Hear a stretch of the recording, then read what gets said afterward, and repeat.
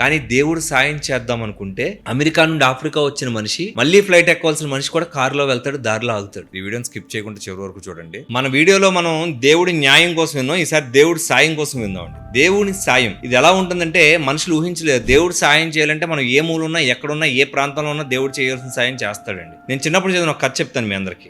చాలా మంది అంటారు దేవుడు ఎలా సాయం చేస్తాడంటే, అసలు దేవుడు సాయం చేద్దాం అనుకుంటే ఎవడు ఆపేవాడు లేడు. ఒకరోజు అమెరికా నుండి ఒక డాక్టర్ ఆఫ్రికాలో కాన్ఫరెన్స్ కి బయలుదేరుతాడు. అమెరికా నుండి ఫ్లైట్ లో వచ్చి ఆఫ్రికాలో ఒక పెద్ద నగరంలో ల్యాండ్ అవుతాడు. అక్కడ నుంచి తాను వేరే ప్రాంతానికి వెళ్లాల్సి ఉంది. కాకపోతే అక్కడ వర్షం, ఇసుక తుఫాను, గాలిదుమ్ము రావడానికి కారణం వల్ల ఫ్లైట్ టేక్ ఆఫ్ అవడం కష్టం అని చెప్తే ఎలాగన్నా కాన్ఫరెన్స్ కి అటెండ్ అవ్వాలని చెప్పేసి ఆయన ఏం చేస్తాడు, ఒక ప్రైవేట్ ట్యాక్సీ మాట్లాడుకుంటాడు. ప్రైవేట్ ట్యాక్సీ మాట్లాడుకుంటే కొంత దూరం ప్రయాణం సాఫీగా జరుగుతుంది. కానీ ఒక ఎడారి మధ్యలోకి వెళ్ళేసరికి హైవే మీద ఇసుక తుఫాను ఉద్రిక్తంగా పెరిగిపోతే వీళ్ళకి ఏం చేయాలి అర్థమవుతుంది. ఆ ట్యాక్సీ డ్రైవర్ చెప్పేస్తాడు, ఆయన లోకలైట్ కాబట్టి సార్ ఇక్కడ నుండి ఎదరికెళ్ళడం చాలా కష్టం సార్ అని చెప్తారు. కష్టమైతే ఎలాగరా బాబు మరి అంటే, సార్ ముందు ఇక్కడ ఎక్కడో దిక్కు ఉందాం సార్, కార్లో ఉన్న ప్రమాదమే సార్, ఆ ఇసుకది కార్లోకి రావచ్చు, లేదంటే ఏదైనా ఇబ్బంది అవ్వచ్చు అని చెప్తే అక్కడ దగ్గరలో ఒకే ఒక ఇల్లు ఉంటుందండి. ఒక ఇల్లు ఉంటే ఇల్లు తలుపు కొడితే అందులో ఒక పేదాం ఉంటుంది. ఆ పేదాంతో వీళ్ళు ఏం చెప్తారంటే, అమ్మ మేము ఇలా పలానా ప్రయాణానికి వెళ్తున్నాం, దారిలో ఇసుక తుఫాన్ వచ్చిందని చెప్పి ఆ ఆఫ్రికా డ్రైవర్ ఆ పేదాంకి చెప్తాడు. ఎక్స్ప్లెయిన్ చేస్తే సరే అని చెప్పేసి లోపలికి రమ్మని కూర్చోబెట్టి వాళ్ళకి పాలు కాసేస్తుంది. ఇంత పేదరికంలో కూడా ఆవిడ పాలు కాసి ఇవ్వడం అనేది, ఎవరైతే ఈ అమెరికా నుండి వచ్చిన వ్యక్తి ఉన్నాడో ఆ వ్యక్తి చాలా గర్వపడతాడు, చాలా సంతోషపడతాడు. అంటే ఇంత పేదరికంలో కూడా వచ్చిన గెస్ట్ ని చాలా బాగా ట్రీట్ చేస్తుందని చెప్పేసి చాలా బాగా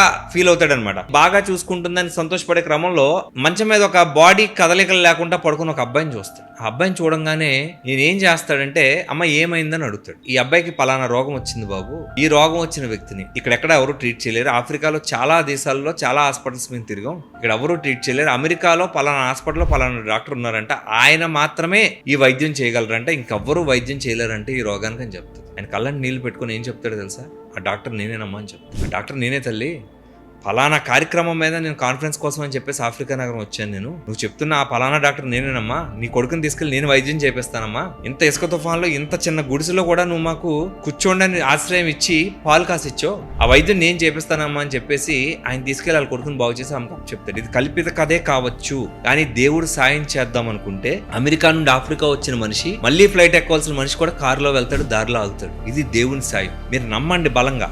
మనం నమ్మే దేవుడు మనకు సాయం చేస్తాడని నమ్మండి. మనల్ని ఎవరో వ్యతిరేకించారు, ఎవరో మనల్ని ఇబ్బంది పెడుతున్నారు, ఏముండో. నువ్వు న్యాయం చేస్తే దేవుడు నీకు న్యాయమే చేస్తాడు, నువ్వు అన్యాయం చేస్తే దేవుడు అతల పాతాలను తొక్కేస్తాడు. ఇందులో ఏం మార్పు లేదు. సో మీరు చేయాల్సిన పనల్లా న్యాయంగా, ధర్మంగా కష్టపడండి, మీ పని మీరు చేయండి. ఆమె పేదమైనా కూడా కొడుకుని పెంచుకుంటుంది, వచ్చిన అతిథులకు మర్యాద ఏది మానలా. అందుకే ఆమెకి దేవుడు న్యాయం చేశాడు, సాయం చేశాడు. అదే ఆమె పొగరగా ఉండి మీరు మా ఇంట్లోకి రావడానికి కుదరదనుంటే సాయం దొరకపోయేది. సో మనిషిలో ధర్మం, న్యాయం ఉంటేనే సాయం దక్కుతుంది. ఇదే దేవుని సాయం కథ. సో ఒక మనిషికి దేవుడు సాయం చేద్దాం అనుకుంటే ఎలాగన్నా చేస్తాడు.